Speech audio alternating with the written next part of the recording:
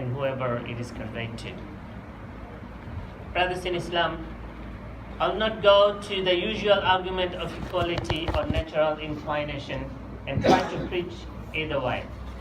Instead, I will only preach to the Muslims and our future generation what Allah subhanahu wa ta'ala and His Prophet sallallahu alaihi wasallam has guided us. That is our framework, that is our purpose of living.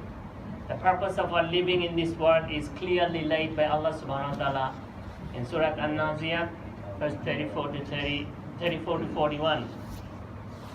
فَإِذَا جَاءَتِ الطَّامَّةُ الْكُبْرَى يَوْمَ يَتَذَكَّرُ الْإِنسَانُ مَا سَعَى وَبُرِّزَتِ الْجَحِيمُ لِمَنْ يَرَى فَأَمَّا مَنْ طَغَى وَآثَرَ الْحَيَاةَ الدُّنْيَا فَإِنَّ الْجَحِيمَ هِيَ الْمَأْوَى وَأَمَّا مَنْ خَافَ مَقَامَ رَبِّهِ وَنَهَى النَّفْسَ عَنِ الْهَوَى فَإِنَّ الْجَنَّةَ هِيَ الْمَأْوَى. In meaning, but when there comes the greatest overwhelming calamity, the day when man will remember for what which he strove for, and the hellfire will be exposed for those who sin. So as for the who transgressed and preferred the life of this world, then indeed hellfire is their refuge. But as for who feared the position of his Rabb and prevented the soul from unlawful inclination, then indeed Jannah will be his refuge. As articulated in this few ayah, the purpose of our life is to get to Jannah and save ourselves from the hellfire. So all our deeds, values, beliefs need to be aligned to this goal. So let us see what Allah subhanahu wa ta'ala and His Prophet sallallahu alaihi wasallam had advised us on this specific issue. It was narrated by Jabir radiallahu anhu that Prophet sallallahu alaihi wasallam said, "There is nothing I fear for my ummah more than the deed of the people of Lut." The fear expressed by Prophet sallallahu alaihi wasallam regarding his ummah has so truthfully materialized that homosexuality is getting great resort and refuge in every major countries of the world, where it is not only accepted and legalized by the laws of the countries, but also promoted through various media. Some rich countries are even imposing on acceptance of this vice on poor countries as precondition of provision of financial assistance. The fear expressed by the brothers in Islam, the homosexuality or relationship between men and men or women and women, is not from the product of natural evolution or the social development, as prescribed by some. It is 1,000 of years old vice that have been despised by Allah subhanahu wa ta'ala in the past. The people of Prophet Lut alayhi wasalam, who lived in the city of Sodom some 5,000 years back, they were the first group of people amongst human in which the males began the despised practice of satisfying their desire amongst themselves instead of the women. They used to rob and rape male travelers, at times even kill them. These people are known as sodomites, and from it came the name of the practice as sodomy. They would boast of their despising action of committing sodomy with men in their gatherings and assemblies, and they used to practice it openly right there. We see the open celebration of Mardi Gras. Both sodomy and homosexuality involve immorality that goes against the wisdom of Allah's creation and commandment. For the homosexuality involves innumerable evil and harms. Allah subhanahu wa ta'ala narrated this behavior in the Noble Quran, Surah Al-Ankabut, verse 28 to 30. The evil of the people of Prophet Lut alayhi salam so rampant that the Lut alayhi salam made dua to Allah subhanahu wa ta'ala. He said, "My Lord, give me victory over the people who are mufsidun, those people who commit great crimes and sins, oppressor, tyrants, and mischief maker and corruptors." And so came the punishment of Allah subhanahu wa ta'ala on them. It is mentioned in Surah Al-Hud, verse 80-83, in meaning, so when our commandments came, we made the highest part of the city its lowest part, put it upside down, and rained upon them stones of layered hard clay, which are marked from your Lord And Allah's punishment is not very far from the wrongdoers.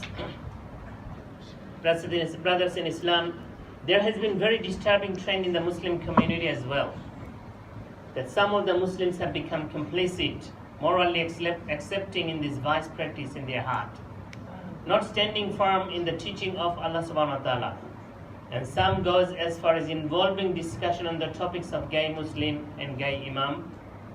Adultery and homosexuality stems due to the ignorance of the Muslims and in society in matters of that religion, and being too absorbed in chasing the worldly bread. Allah subhanahu wa ta'ala mentions in Al-Quran, Surah Al-Furqan, verse 43 and 44, in meaning, have you seen the one who takes as his God his own desire? Then would you be responsible for him? Or do you think that most of them hear or reason? They are not except like livestock, rather they are even more astray in their way. قولوا قولي هذا واستغفر الله لي ولكم ولسائر المسلمين فاستغفروه إنه هو الغفور الرحيم.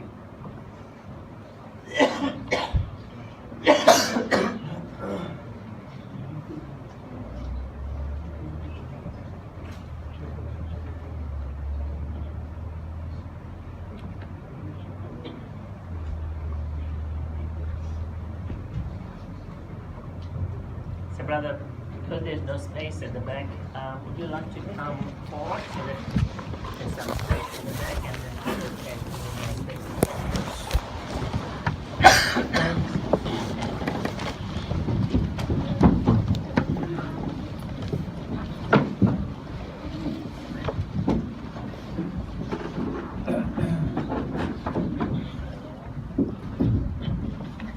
الحمد لله الذي هدانا لهذا وما كنا لنهتدي لولا أن هدانا الله والصلاة والسلام على أشرف الأنبياء والمرسلين محمد النبي الأميين وعلى آله وأصحابه أجمعين. Brothers in Islam, there is a phrase in the Quran as Man amana billahi wal yawmil akhir, literally meaning whoever believes in Allah on the last day. This phrase has occurred around 26 times in various forms, as I counted. And if we look at the occurrence of this phrase, it is very much related to the definition of a believer and his role or position that a Muslim must stand on a given situation or matters. Allah subhanahu wa ta'ala created us in the most beautiful of the form, honored us on earth, taught us knowledge to distinguish between right and wrong, given us wisdom, and left us with free choice. It is only our choice what path we follow, what value we uphold, and what desire we cherish. It is the choice we make to follow the guidance of Allah subhanahu wa ta'ala and be among the people of Man amana billahi wal yawmil akhir. Allah subhanahu wa ta'ala has defined a clear framework and boundary for the Muslims to engage in discussion of wisdom, reasoning, intellect. Allah subhanahu wa ta'ala guided us, Surah Al-Ahzab, verse 36, in meaning, it is not for a believer, believing man or a believing woman, when Allah and His Messenger have decided a matter, that they should have thereafter any choice about their affair. And whoever disobeys Allah and His Messenger has certainly strayed into clear error. Today, when we are given the choice to vote for yes or no on the support of same-sex relationship, for people who are not affiliated with the phrase of Man amana billahi wal yawmil akhir, they can choose whatever their heart desire, wherever their desire leads to. For us Muslims, this is a matter of having a choice of an affair on which Allah subhanahu wa ta'ala and His Prophet sallallahu alaihi wasallam have decided on that. But the believer, this is no longer a choice of yes or no, but a declaration of our obedience to Allah subhanahu wa ta'ala and His Prophet sallallahu alaihi wasallam. The contemporary scholars on homosexuality and other forms of sexual deviation advances a series of excuses and assumptions in their discussion on the cause of such practice. They attribute it to hereditary taints, genetic causes, environmental influence, and animal instincts in men. Their view is that blame on such will be considered as diminished and non-existing because of the circumstances. The apologists for these groups are so influential that even the Pope Francis had to make a concession saying, "Who I am to judge?" But for a Muslim, we say it is Allah subhanahu wa ta'ala who will judge. And we make a different stand altogether. Allah subhanahu wa ta'ala mentioned Surah Ali Imran, وَلْتَكُمْ مِنْكُمْ أُمَّةٌ يَدْعُونَ إِلَى الْخَيْرِ وَيَأْمُرُونَ بِالْمَعْرُوفِ وَيَنْهَوْنَ عَنِ الْمُنْكَرِ وَأُولَٰئِكَ هُمُ الْمُفْلِحُونَ. Meaning, and let there be arising from you a nation, inviting to all good, enjoining what is right and forbidding what is wrong, and those will be the successful one. Allah subhanahu wa ta'ala established us Muslim on the moral high ground to invite people to righteousness with wisdom and beautiful preaching. The entire world may obey their desire and go astray, but we Muslims stand on the path of righteousness, even it is alone, like a beacon of light. Islam does not accept any type of justification for the sin of homosexuality or any immorality, regardless of any biological, psychological, or environmental factors. This should not be interpreted to mean that Islam does not recognize the reality or validity of the existence of these numerous factors which can influence men to commit homosexuality or any other form of immorality or sin. For the sake of argument, the notion of instinct to homosexuality is no different to the instinct of love of beautiful women or inclination to stealing or fighting or for drinking. Islam does not permit adultery even on consensual basis on the excuse of instinct or stealing or killing or drinking. In the same way, Islam do not permit homosexuality either in either. In fact, Islam defines these factors as an opportunity to gain nearness to Allah subhanahu wa ta'ala and the eventual reward of forgiveness and Jannah. Ibn Abbas radiallahu anhu narrated that Prophet sallallahu alaihi wasallam said, Allah subhanahu wa ta'ala decreed virtuous deeds and bad deeds. Then he explained that whoever thinks of doing a good deed, then he does not do it, Allah will write it down as one complete good deed. If he thinks of doing a good deed and then he does it, Allah will write it down between 10 and 700-fold or many more. If he thinks of doing a bad deed and he does not do it, Allah subhanahu wa ta'ala will write it down as one complete good deed. And if he thinks of it, then does it, Allah subhanahu wa ta'ala will write it down as one single bad deed. As from this narration, if a person has any form of instinct or inclination that may lead to action of prohibited deeds, and he refrains from committing such act for the fear of Allah subhanahu wa ta'ala, Allah subhanahu wa ta'ala will increase him in virtuous deeds. What is a good opportunity to have taqwa and nearness to Allah subhanahu wa ta'ala.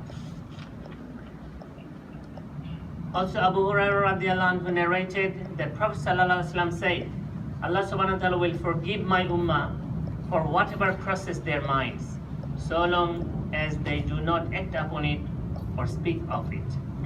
Brothers in Islam, will be judged on our action and not the thoughts that cross our mind. It is upon us to teach our children, our family, and the society as a whole the right path according to the teaching of Quran and our beloved Prophet sallallahu alaihi wasallam. All parents should have open discussion with their kids, their wife, family, friends, and put forward the guidelines and boundaries set by Islam.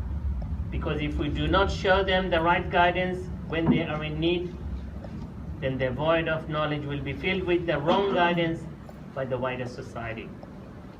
As you have noticed, I have not used the word marriage when it came to the illicit same-sex relationship. Marriage or nikah is an integral part of Islam with a clear definition and process and of a very high theological importance. In contrast to other theologies, Islam considers marriage as one of the most virtuous and approved institutions. The importance of institution or marriage receives its greatest emphasis from the following hadith of Prophet ﷺ, where Prophet ﷺ said, "Marriage is my sunnah. Whoever keeps away from it he is not from me. Marriage in Islam is from the wisdom of Allah subhanahu wa ta'ala to populate the earth with successive generation of his Khalifa, who will abide by the guidance from him subhanahu wa ta'ala. As such, Allah subhanahu wa ta'ala said, Surah An-Nahl verse 72, in meaning, and Allah has made for you from yourselves mates, and has made you from your mates son and grandchildren, and has provided for you from the good things. Then in falsehood do they believe, and in the favor of Allah they disbelieve.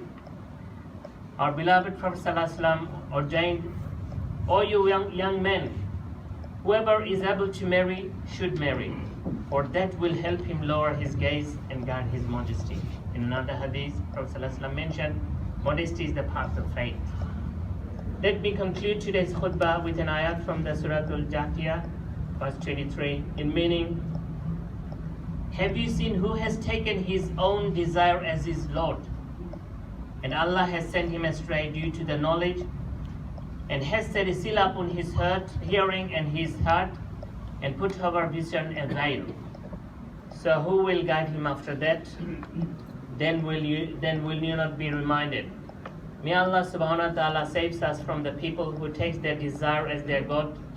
Accept us among the righteous and guided one, and guide our children and family in the right path, and grant us forgiveness and the Jannah. Inna Allah wa